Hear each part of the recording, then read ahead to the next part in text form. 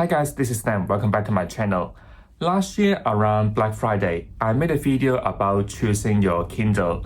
I hope you find that video useful if you're looking for one or you don't know where to start with. But I have a confession to make. I have not been using my Kindle since I made that video. I have switched to another e-reader, Kobo Libra Colour, and this is actually my Christmas present. So in today's video, I will talk about the reason why I changed from Kindle to Kobo, my experience of using this new e-reader. It is new to me at least, and a comparison between my old Kindle Paperwhite and this Kobo Libra Colour. So first of all, I think we should introduce our new e-reader, the Kobo Libra Colour. Kobo Libra Colour is a colored e-reader. I am not too sure is it the very first colored e-reader in the world because there are so many different smaller brands out there. But this one was released before the Kindle Colorsoft. The screen size of this one is 7-inch, which is exactly the same as Kindle Paperwhite or Kindle Colorsoft.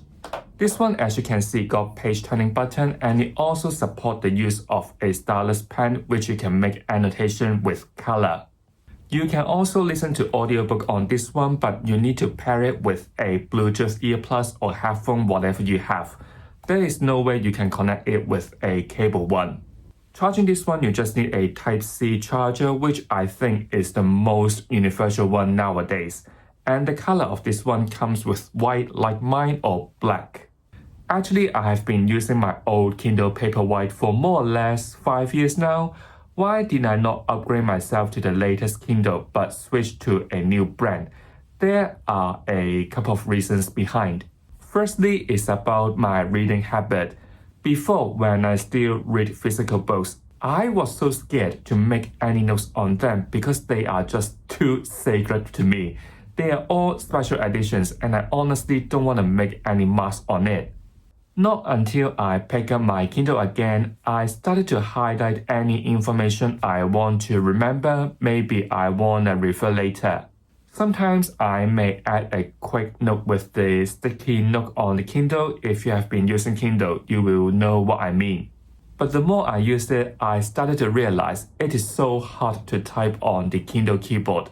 I honestly had so many typos and I have to go back to correct it for so many times, which was frustrating to be honest.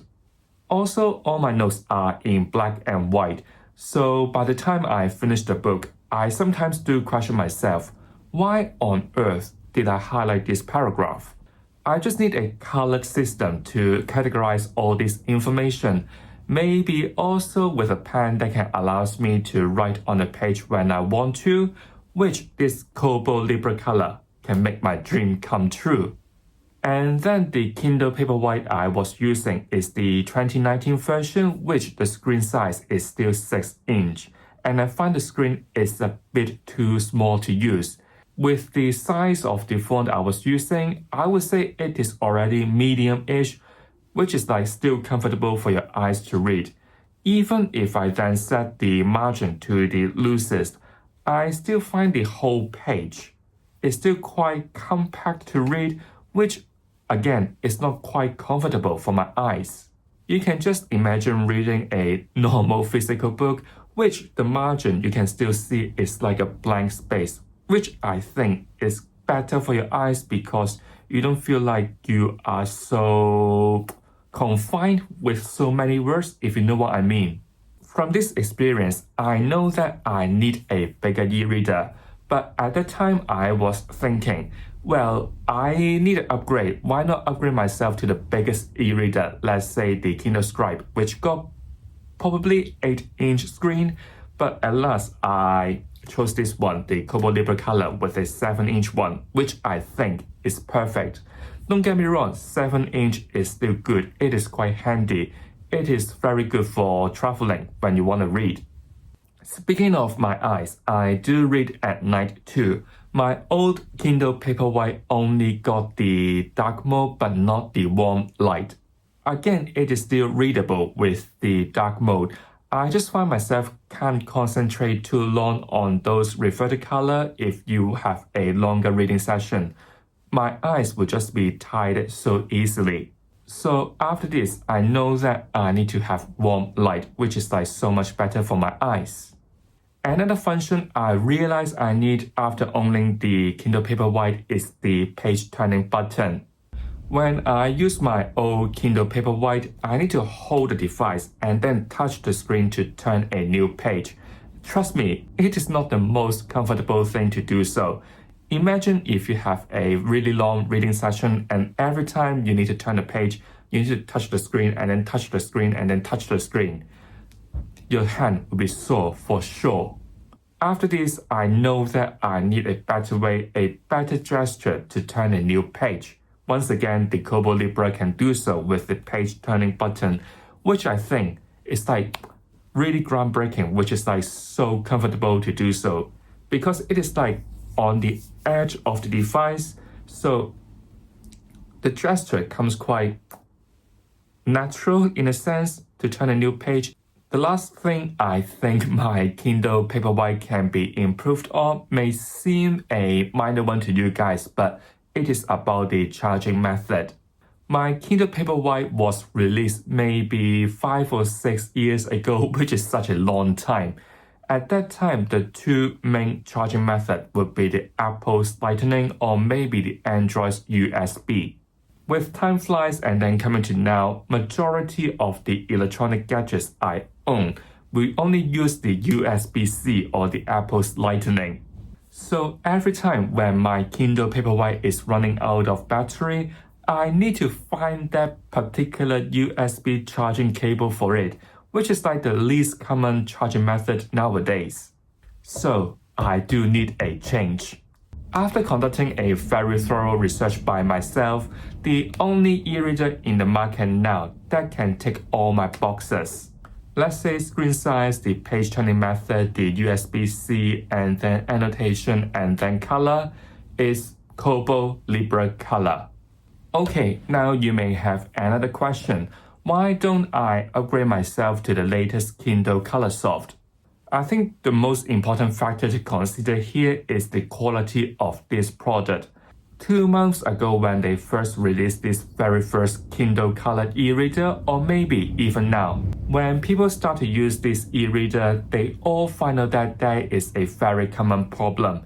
There is a yellow band in the bottom of the screen, which is like quite disturbing. When you read, you will be itched by this problem because it is so obvious on the screen.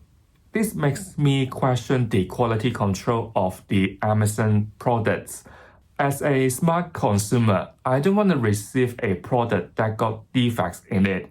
Even though later Amazon did like do a return and then give you a new Kindle Colorsoft, people still find the same problem on the screen.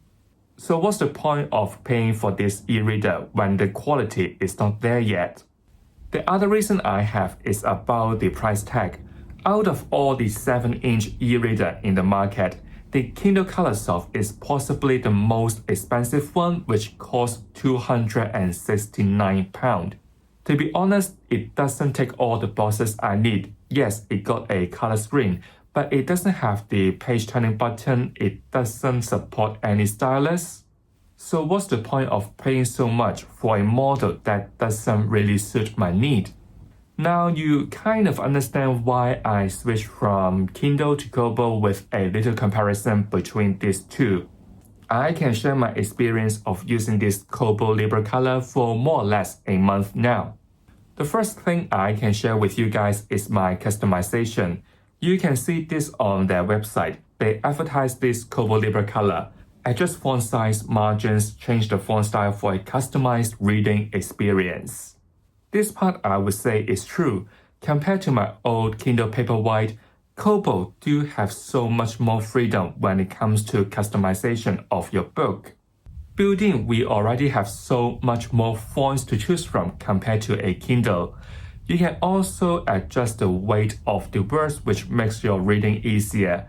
It is kind of like making the words bolder, but you can adjust how bold you want it to be. And of course, you can change the size of the words as well. And then on a Kindle, there are only 3 ways to adjust the margins, but on a Kobo, you can do whatever you want with it.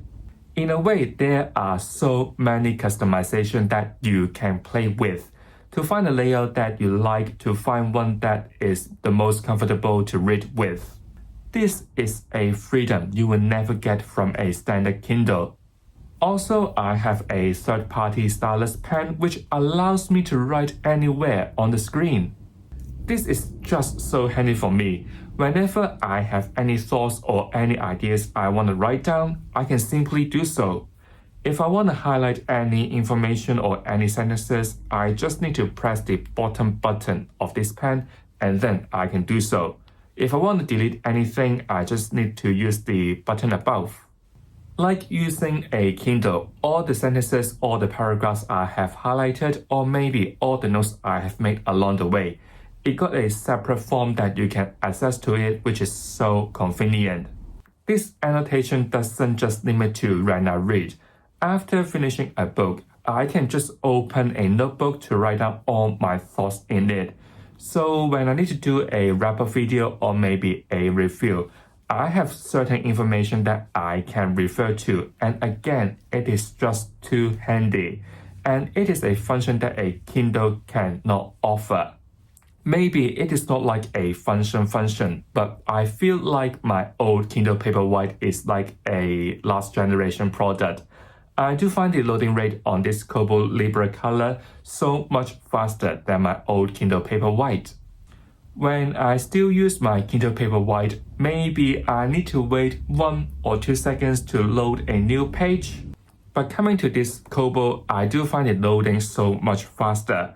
Maybe sometimes the Kobo needs to clear out any ghosting on the screen. You do need to wait maybe 3 seconds to let it do so. I think this part is still fine because it just want to give you a better reading experience to clear off any shadows on the screen. Other than these functions I know I need, there are still some unexpected ones. The first one is about the Google Drive or the OneDrive. It is just so convenient if you want to sideload any documents. When I need to make any scripts for all of this video, I do it all on my Notion, and I've talked about it on my Notion setup video. If you want to know about my reading tracker on my Notion, check out that video out. I put so much effort in it. But then I use my phone to film all of my videos.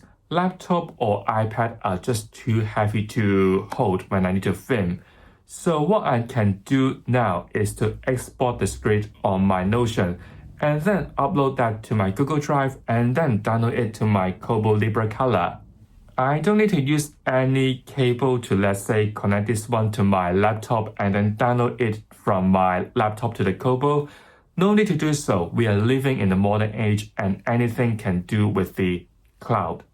Another minor function is about the reading statistics. There is a page in Settings that can track your reading progress. I wouldn't say it would do like so in-depth analysis about your reading, but as an ordinary reader, you can still track information like how many % you are into this book, how long your reading session is, or how much time it takes for you to finish a chapter. Which, to be fair, I think it is more than enough with this e-reader, and you may see it as a bonus function. The last one I can think of is when you set your Kobo to sleep mode, you can actually display the cover of the book you are currently reading. It feels like when you put this Kobo down, literally it is like putting a physical book down because it would display the cover of the book, which I think is fun. You can also set up an info bar which would tell you how many % you are into this book as well. After praising so much about this Kobo Libra Colour, it looks like it is a perfect e-reader. But can it be improved furthermore? I would say yes. The only one I can think of is about the use of notebook. Like I said, on this Kobo, you can set up any notebook, any diary, any tracker, any like bullet journal. You can write whatever on them. You can create as many notebooks as you want. What I would say is I try to set up a journal, a diary on it, and you can already imagine if I do like a monthly feel and then a weekly feel, how many pages is going to be in that journal. Just imagine it's like a 4-week month. You will got 1 page for the monthly view and then 4 pages for the weeks. It will be 5 pages in total. So if it is a 2025 journal, it would get at least 60 pages in total. Now remember, this one is just an e-reader. It is not a device like a tablet, like an iPad. Even though I said the loading time for reading is fine, it still takes some time to load every page on a journal. Let's say if I want to go to April and mark an event down, I literally need to keep pressing this page turning button. I'm not gonna lie. Alternatively, you can scroll the progress bar or like the bar underneath the page that takes you to the right month you want. So with the templates provided by Kobo, I wouldn't say this is perfect for journaling, especially if you want to jump back and forth from pages. Maybe you need a planner that got hyperlinks that can easily take you to any pages you want. So after this little improvement I can think of, the last thing I would like to talk about is some general questions you may come across before about this Kobo Libra Colour. I think most people will be curious about the color of this e-reader. Is the color going to be muted?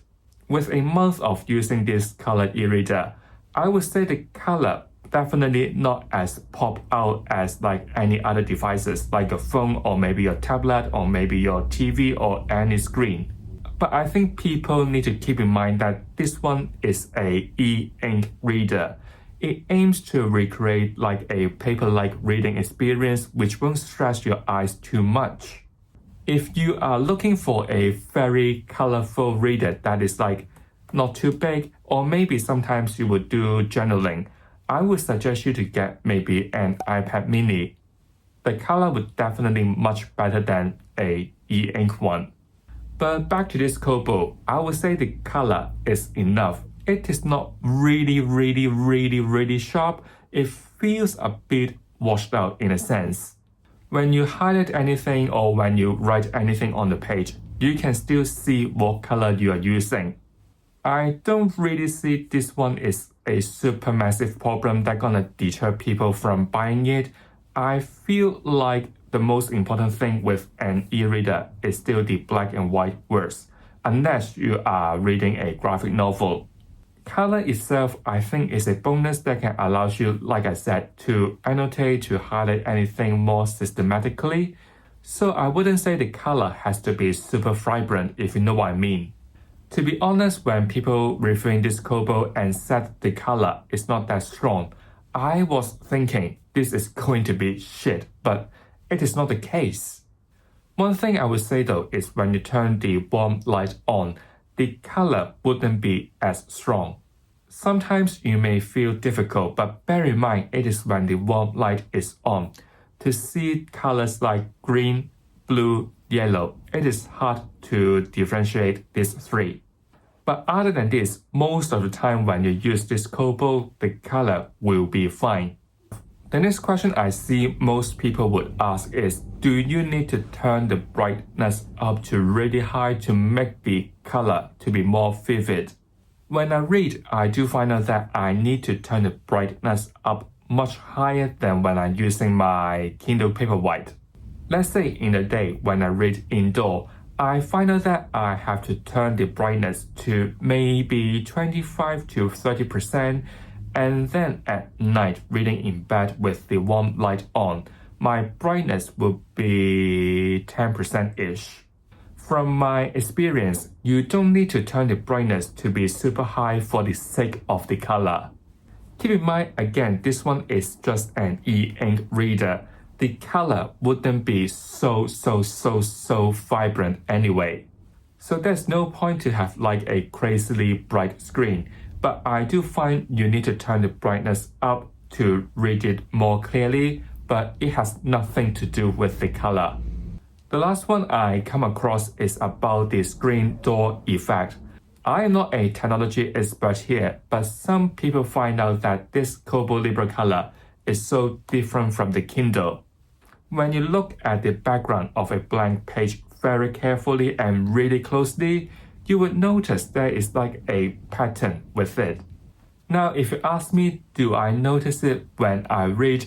My answer is unless you are like so unfocused and you start drifting away and you, for some reasons, you start to read like this, you may notice it.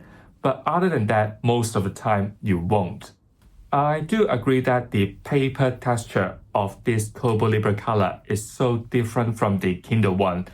Kindle is more like a white paper, and then this Kobo Libra Colour is more like a grayish one. I think with physical books, some publishers still print paperbacks with this kind of grayish paper, if you got what I mean. To be honest, when I wrote the script, I did try to look at the screen really closely to observe this screen door effect. Honestly, I can sort of notice it, but it is not quite disturbing, if you know what I mean. Imagine you are reading and you are so absorbed in the book. Why on earth you will notice it? If you think the screen door effect does bother you, you may add more weight to the words, like the function I have mentioned earlier. So your eyes will kind of focus more on the words rather than the background. So here are all I want to talk about with this Kobo Libra Colour. I hope you guys will understand more about this device and decide whether you will be like me, switching from the Kindle to this Kobo. So if you've enjoyed this video, don't forget to give it a like, subscribe to my channel Fantasy so you won't miss anything from me. I'll see you all real soon. Goodbye.